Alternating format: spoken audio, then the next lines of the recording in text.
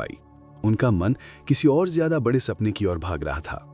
उन्होंने सोचा, अगर बिजली तारों से यात्रा कर सकती है तो क्यों ना बिना तारों के? अगर रेडियो तरंगे हवा में यात्रा कर सकती हैं तो क्यों ना बिजली भी? टेस्ला का विचार था, पृथ्वी खुद एक विशाल संवाहक है। अगर हम जमीन में शक्तिशाली विद्युत तरंगे भेजें तो दुनिया में कहीं भी कोई उन्हें प्राप्त कर सकता है।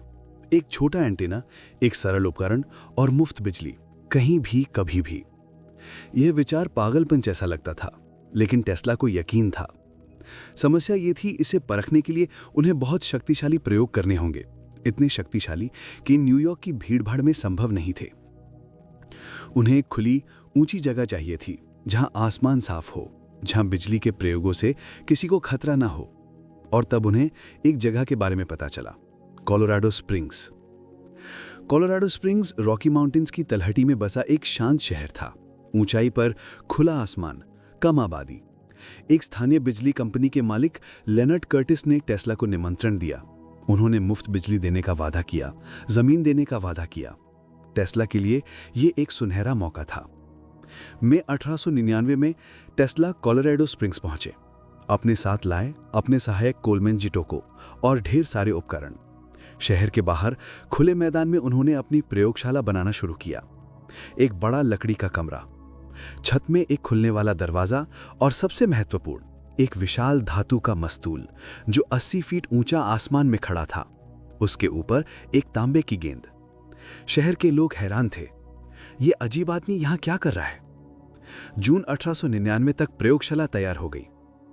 अंदर टेस्ला ने अपनी अब तक की सबसे बड़ी और सबसे शक्तिशाली टेस्ला कॉइल बनाई, 52 फीट व्यास की, अनगिनत तारों की कुंडली। जब इसे चालू किया जाता तो यह लाखों वोल्ट की बिजली पैदा कर सकती थी। पहली बार जब टेस्ला ने इसे चालू किया तो धमाका, बिजली की तीव्र चमक, गड़गड़ाहट। प्रयोगशाला की छत के मस्तूल से 130 फीट लंबी बिजली की कड़क निकली आसमान में। कृत्रिम बिजली, मानव निर्मित, अब तक की सबसे लंबी। शहर के लोगों ने देखा, रात में उस प्रयोगशाला से अजीब नीली रोशनी निकलती है, गड़गड़ाहट की आवाजें आती हैं। कभी कभी पूरा मैदान रोशनी से नहा जाता है। बच्चे डरने लगे, लोग फुसफुसाने लगे, वो पागल है, वो शैतान को बुला रहा है। लेकिन टेस्ला को परवाह नहीं थी, वो इतिहास रच रहे थे। टेस्ला के प्रयोग सिर्फ नाटकीय प्रदर्शन नहीं थे, वो कुछ गहरा खोज रहे थे।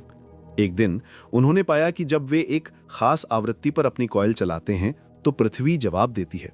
उन्हें लगा पृथ्वी की अपनी एक प्राकृतिक आवृत्ति है, एक अनुनाद, रेजोनेंस। अगर हम उस सही आवृत्ति पर बिजली भेजें तो पूरी पृथ्वी एक विशाल घंटी की तरह गूंज उठेगी। और अगर पृथ्वी गूंजे तो दुनिया में कहीं भी उस ऊर्जा को प्राप्त किया जा सकता है। टेस्ला ने अपनी डायरी में लिखा, मैंने पृथ्वी की धड़कन सुनी है, मैंने उसके दिल की आवाज सुनी है। आज हम इसे शूमन रेजोनेंस कहते हैं और वैज्ञानिकों ने 50 साल बाद इसे साबित किया, लेकिन टेस्ला ने इसे 1899 में ही खोज लिया था। एक रात टेस्ला ने अपने सबसे शक्तिशाली प्रयोग की योजना बनाई।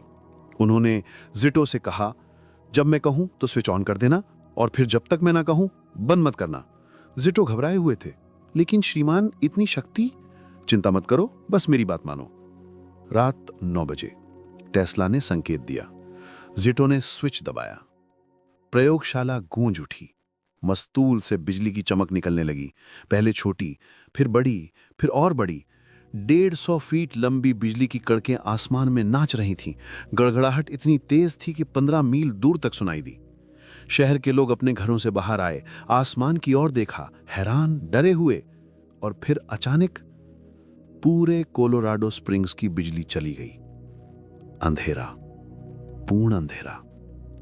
टेस्ला के प्रयोग ने इतनी शक्ति खींची कि शहर का पूरा पावर स्टेशन जल गया, जनरेटर फट गया, बिजली कंपनी के मालिक आग बबूला हो गए।